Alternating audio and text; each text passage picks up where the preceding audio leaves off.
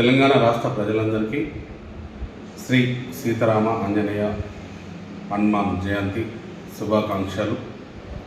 తెలంగాణ రాష్ట్ర మున్నూరు కాపు కుల బాంధవులందరికీ, పటేల్స్ అందరికీ మరియు బీసీ కుల బాంధవులందరికీ హనుమాన్ జయంతి శుభాకాంక్షలు తెలియజేస్తున్నాను. రాష్ట్ర మున్నూరు కాపు పటేల్స్ అందరికీ నా హృదయపూర్వక నమస్కారములు. నేను తెలంగాణ రాష్ట్ర మున్నూరు కాపు పటేల్ సంఘం వ్యవస్థాపక అధ్యక్షులుగా 2018లో మనకు పటేల్ అనేది మన పేరు పక్కన గెజిట్లోకి రావాలని అప్పుడు ఎంతో కష్టపడి తెలంగాణ రాష్ట్రం వచ్చిన తర్వాత రిజిస్ట్రేషన్ చేయించడం జరిగింది. అప్పుడు దాని తర్వాత కూడా సుమారు 2018 నుంచి మళ్ళీ సుమారు ఒక 6 సంవత్సరాలు తెలంగాణ మున్నూరు కాపు సంఘం పటేల్స్ పేరు మీద సుమారు ఒక 3000 మీటింగ్స్, 100 నుండి 500 నుండి 5000 వరకు కూడా మీటింగ్స్ అనేది పెట్టి మున్నూరు కాపులందరినీ ఒక ఐక్యతగా తీసుకురావడం జరిగింది. దాని తర్వాత కొంతమంది రాజకీయ నాయకులు, ప్రముఖులు నూతనంగా కులం పేరుతో రాజకీయంగా బలం చేకూర్చాలి, వారు ఒక ఎంపీలు కావాలి, ఎమ్మెల్యేలు కావాలి, కార్పొరేషన్ కావాలి, ఎమ్మెల్సీలు కావాలనే వాళ్ళందరూ కూడా ఆ రోజు మున్నూరు కాపు కులాన్ని బలం చేయాలని ముందుకు వచ్చినారు. మరి దాని తర్వాత తెలంగాణ రాష్ట్రంలో కాచిగూడలో ఆంధ్రప్రదేశ్ మున్నూరు కాపు మహాసభ నుండి తెలంగాణ మున్నూరు కాపు మహాసభగా ఏర్పడి దానిలో కూడా 2 విభాగాలుగా ఉన్నారు. మరి అప్పుడు యువత ఎండిఎఫ్, మరి తెలంగాణ రాష్ట్ర మున్నూరు కాపు మహాసభ అప్పుడు మేము పుట్టం పురుషోత్తమరావు గారు, మా తర్వాత పుస్తే బాబురావు గారు, సుంక రంగారావు గారు, మేము స్థాపించిన సంఘం అప్పుడు పుట్టం పురుషోత్తమరావు గారు ఉన్నారు. మరి దానిలో వారు మళ్ళీ దాన్ని మా నుండి ఏదో రకంగా వారు తీసుకొని వారు ఒక అధ్యక్షుడిగా ఉంది. మరి మేము అప్పుడు తెలంగాణ మున్నూరు కాపు పటేల్స్ గెజెటెడ్ కావాలి, ఈ అందరితో వెళ్ళేందుకు కానీ మేము అప్పుడు 2018లో రిజిస్ట్రేషన్ చేయించినాము. దాని తర్వాత కూడా మళ్ళీ ఇన్ని సంఘాలన్నింటినీ 4-5 రాష్ట్రంలో ఉన్న సంఘాలని మన పెద్దవాళ్ళందరూ దేవన్న గారు మనము ఒకే కులం ఒకే సంఘం అనేది ఒకటి ఏర్పాటు చేద్దామని నాతో అన్నప్పుడు బాగానే ఉంటుంది కదా.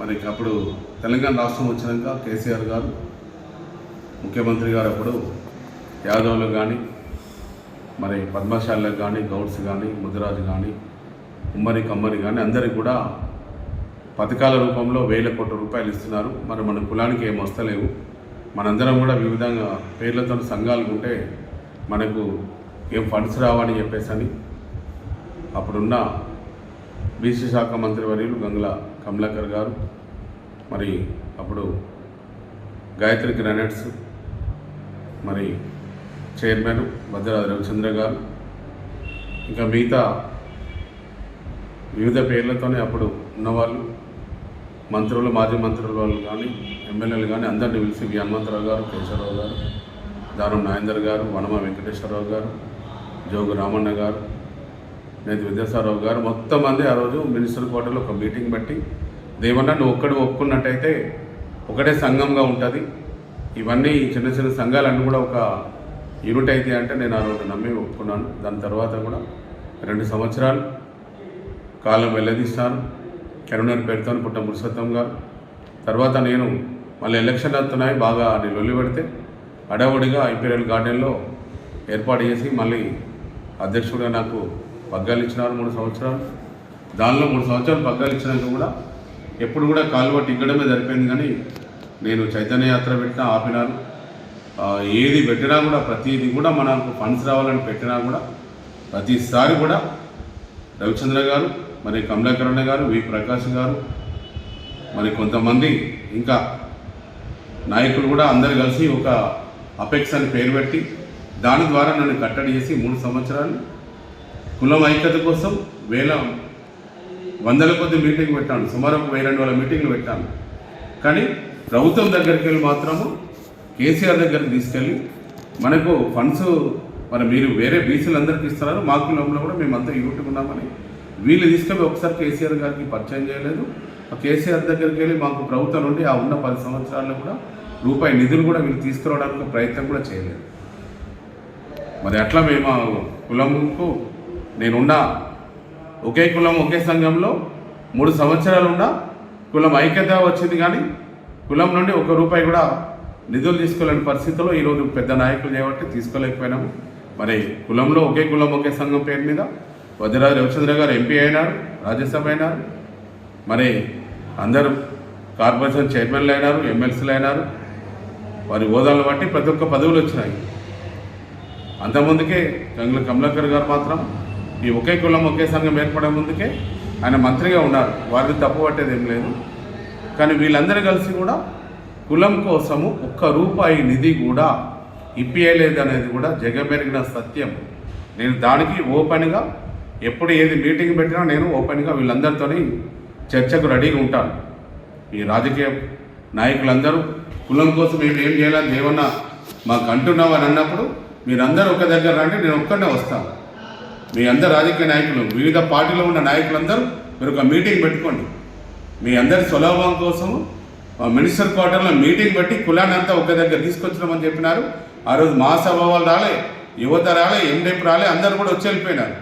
కానీ నేను సామాజిక స్పృహ ఉంది కాబట్టి కులం ఐక్యతంగా ముందడికి వెళ్ళాలి కాబట్టి నేను వచ్చినాను. నేను కట్టుబడి ఉన్నాను ఆ రోజు నుంచి ఈ రోజు వరకు కూడా. కానీ మీరు 3 సంవత్సరాలు పదవి కాలం అయిపోయిన తర్వాత మొత్తం అన్ని సంఘాలందరితో ఒక మీటింగ్ పెట్టి ఒక ఓటింగ్ ద్వారా ఒక అధ్యక్షుని ఎన్నిక చేద్దామని అన్నప్పుడు మీరేం చేశారు?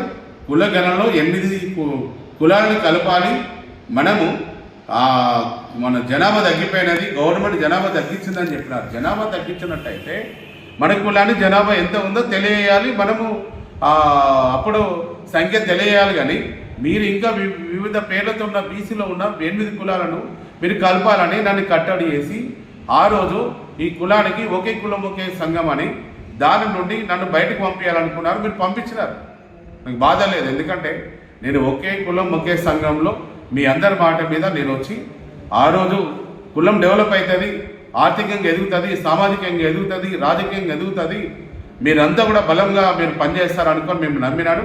నేను మోసపోయినాను, కులం కూడా మోసపోయింది నాతో పాటుగా. ఈరోజు నేను తెలియజేస్తున్నాను, ఎందుకంటే ఆలోచించాలి, ప్రతి ఒక్క మునర్కా బిడ్డ కూడా ఆలోచించాలి. కొండదేవన్న ఎందుకు వీళ్ళందరికీ దూరంగా ఉండి మళ్ళీ పటేల్ సంఘంలో మళ్ళీ సోమాజిగూడ ప్రెస్ క్లబ్లో ఒక మీటింగ్ పెట్టి అందరిని పిలిచి మళ్ళీ వారు మాట్లాడినారు.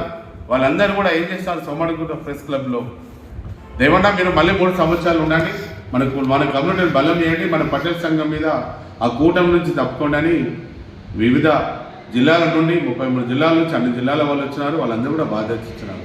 నేను ఆ రోజు మాత్రం ఏమన్నాను, ఒకే సంవత్సరం నేను ఉంటాను, నాకు 3 సంవత్సరాలు వద్దు. ఒకే సంవత్సరం తర్వాత టోటల్గా ఈ రాష్ట్రంలో ఉన్న మున్నూరు కాపుల సంఘాలు ఒక గ్రామంలో 2 ఉండని, 4 ఉండని, 5 ఉండని అన్ని సంఘాలందరినీ డాటా తీసుకొని వారి ద్వారా ఓపెన్ బ్యాలెట్ మీద 1,00,000 మందితో ఎన్నిక చేయాలి. లేకపోయినట్టయితే నేను కులం నుంచి తప్పుకుంటానన్నాను, అంటే కుల సంఘం నుంచి తప్పుకుంటానన్నాను. నేను కట్టుబడి ఉన్నాను. నేను ఇప్పుడు మీరందరూ కూడా తెలంగాణ రాష్ట్రంలో ప్రతి ఒక్క సంఘం ఏర్పాటు చేసుకున్న వాళ్ళందరూ కూడా మీరు డాటా ఇవ్వాల్సిన అవసరం అనేది ఉంది. మన అన్ని పిల్లకాలలో వచ్చి సముద్రంలో కలిసినట్టు మనందరం కూడా సముద్రం లాంటి మున్నూరు కాపు రాష్ట్ర సంఘంలో పటేల్ అనే ఎడిటర్ తెచ్చుకోవాలి. పటేల్ సంఘంలో మీరందరూ కలవాలి. అందరం కూడా మీ డాటా ఇచ్చినట్టయితే మనం ఎలక్షన్లు అనేది పెట్టడం జరుగుతుంది. మీరందరూ ఓపెన్ బ్యాలెట్ పేపర్ మీద మీరు ఎన్నిక చేసినట్టయితే అప్పుడు మీ ఎన్నిక ద్వారా ఎవరైతే రాష్ట్ర అధ్యక్షులు ఎన్నిక అవుతారో వారే అధ్యక్షులుగా 5 సంవత్సరాలు పదవీ కాలంలో ఉండాలనేది కూడా ఒక బైలాస్ రాయాలని మన మేధావులందరూ కూడా ఒక నిర్ణయం చేశారు. 3 సంవత్సరాలు కూర్చోవద్దు. ఏదైతే రాజకీయంగా 5 సంవత్సరాలు ఈ రాష్ట్ర కమిటీ ఉంటుందో అలాగే రాష్ట్ర కమిటీ 5 సంవత్సరాలు ఉండాలి. జిల్లా కమిటీ 2 సంవత్సరాలకు ఒక్కసారి నిర్ణయం చేద్దాము అనేది కూడా బైలాస్ కూడా త్వరలో రాయబోతున్నారు. కాబట్టి 5 సంవత్సరాల పదవీ కాలంలో మీరు ఏదైతే ఒక అధ్యక్షుడు పోటీ చేయాలంటే ఇండిపెండెంట్గా ఉన్నోళ్ళు ఎవరు కూడా ముందుకు రారు. కాబట్టి మీరు ఎవరే పార్టీలో ఉన్నా మీరు ఈ 5 సంవత్సరాల పదవి కాలంలో అధ్యక్షుడిగా మీరు పోటీ చేసి ఎన్నికయ్యి ఈ మున్నూరు కాపు కులాన్ని ఎవరైతే ఎన్నిక అవుతారో వారి బాధ్యత తీసుకొని 5 సంవత్సరాల్లో మున్నూరు కాపు కులాన్ని ముందుకు తీసుకెళ్ళడం కోసం ప్రయత్నం చేయడం కోసం ఓపెన్గా ఎలక్షన్ అనేది పెట్టడం జరుగుతుంది. కాబట్టి మీ అందరికి దగ్గరికి కూడా మేము డాటా కలెక్షన్ కోసము మేము ఒక ఎలక్షన్ కమిటీ కూడా ఏర్పాటు చేయడం జరుగుతుంది. జిల్లా కమిటీ ఎలక్షన్ కమిటీ ఉంటుంది, మండల కమిటీ ఉంటుంది, గ్రామ సంఘము ఏదైతే సంఘాలు ఉన్నాయో వారే ఎలక్షన్ కమిటీ వారే ఆధ్వర్యంలోనే ఎలక్షన్స్ జరుగుతాయి. కాబట్టి కొత్త వాళ్ళు ఎవరు వచ్చి ఊడిపడి ఎలక్షన్ చేయరు. ఎవరైతే గ్రామ సంఘాలు ఉన్నారో, జిల్లా సంఘాలు ఉన్నారో, మండల సంఘాలు ఉన్నారో మీకే ఎలక్షన్ బాధ్యత మేము ఈ ఎలక్షన్ కమిటీ అప్పచెప్తాము. వారి ద్వారా మీకు అప్పచెప్తారు. మీరు కూడా ఆ డాటాను ఎంత తొందరలో ఇస్తే అంత మనం తొందరలో ఎలక్షన్కి వెళ్తామని తెలియజేస్తూ ఈ జరుగుతున్న పరిణామాల్లో నేను ఒక్కరిని పటేల్ సంఘంలో నేను వచ్చిన తర్వాత ఈ సంవత్సర కాలంలో ఎన్ని పరిణామాలు జరిగినాయో ప్రతి ఒక్కరికి కూడా తెలుసు. మరి ఈరోజు ఏదైతే మూమెంట్ చేస్తున్నామో గ్రామ స్థాయిలో 24 మున్సిపాలిటీలు మనం గెలిచినాము, కార్పొరేషన్లు గెలిచినాము, సుమారు 800-900 మంది సర్పంచులు గెలిచినాము, వార్డు సభ్యులు గెలిచినాము. మనమైతే కులము రాజకీయంగా గ్రామ స్థాయిలో స్థానిక ఎన్నికల్లో బలమవుతున్నాము. రేపొద్దున ఎమ్మెల్యే ఎంపీ ఎలక్షన్లో బలం కావాలి. రేపొద్దున రాజ్యసభలో కానీ ఆ ఎమ్మెల్సీలలో కూడా నామినేటెడ్ పదవులలో కూడా మనం బలంగా రాజకీయంగా మన కులం ఎదగాలి అంటే మీరు ఎలక్షన్ అనేది స్టేట్ కమిటీ ద్వారా గ్రామ స్థాయిలో ఎలక్షన్ జరిగి ఒక రాష్ట్ర కమిటీని మీరు ఎన్నుకోవాలని కూడా నేను నా అనుభవంగా చెప్తున్నాను. దీనిలో ఏం స్వార్థం లేదు. ఎంతోమంది స్వార్థ నాయకులు వచ్చినారు, ఎంతోమంది స్వార్థంగా రాజకీయ నాయకులు వాడుకున్నారు, ఎంతోమంది కుల సంఘ నాయకులు నన్ను వాడుకున్నారు. ఎందుకంటే నేను బోలాశంకర్ దగ్గర పుట్టాను కాబట్టి నాకు ఈ క్రిమినల్ పాలిటిక్స్ తెలియదు. కాబట్టి నేను ఉన్నట్టు మాట్లాడము. కాబట్టి మన కులం కోసం కులం ముందుకెళ్తుంది, కానీ ఆర్థికంగా ప్రభుత్వంలో నిధులు తెచ్చుకోలేకపోతున్నాము.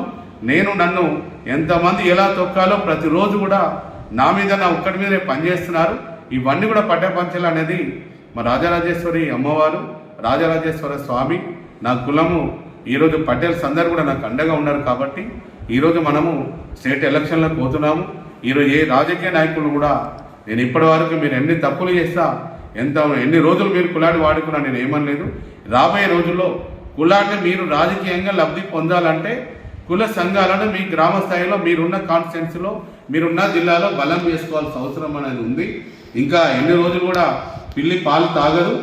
ఎందుకంటే మీరు ఇప్పటికైనా కూడా కళ్ళు తెరవండి. మీరు ఎవరైనా ఎమ్మెల్యేలు కావాలనుకున్నా, ఎంపీలు కావాలనుకున్నా, ఎమ్మెల్సీలు కావాలనుకున్నా, రాజ్యసభలు కావాలనుకున్నా కుల సంఘంకు మీరున్న నియోజకవర్గాల్లో కానీ రాష్ట్ర స్థాయిలో జిల్లా స్థాయిలో సపోర్ట్ చేసినట్టయితేనే మిమ్మల్ని మీకు కులం అండగా ఉంటుందని తెలియజేస్తూ ప్రతి ఒక్క ఇదివరకు నాతో పనిచేస్తున్న 20 సంవత్సరాల్లో కూడా ప్రతి ఒక్కరు కూడా నేను ధన్యవాదాలు తెలియజేస్తున్నాను, కృతజ్ఞతలు తెలియజేస్తున్నా.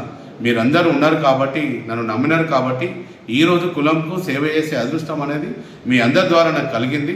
ఇంకా కూడా మనం ముందుకెళ్ళాలి. ఒక మంచి అధ్యక్షుడు, మంచి కమిటీని ఎన్నుకోవాలంటే మీరు నిర్ణయం చేయండి. ఎవరి అధ్యక్షుడు ఎన్నికైనా వారికి పటేల్ సంఘం నుంచి బాధ్యతలు అప్పచెప్పి ఒక వ్యవస్థాపక అధ్యక్షుడిగా నేను వారికి సపోర్ట్ ఉండి నేను ముందుకెళ్తాను.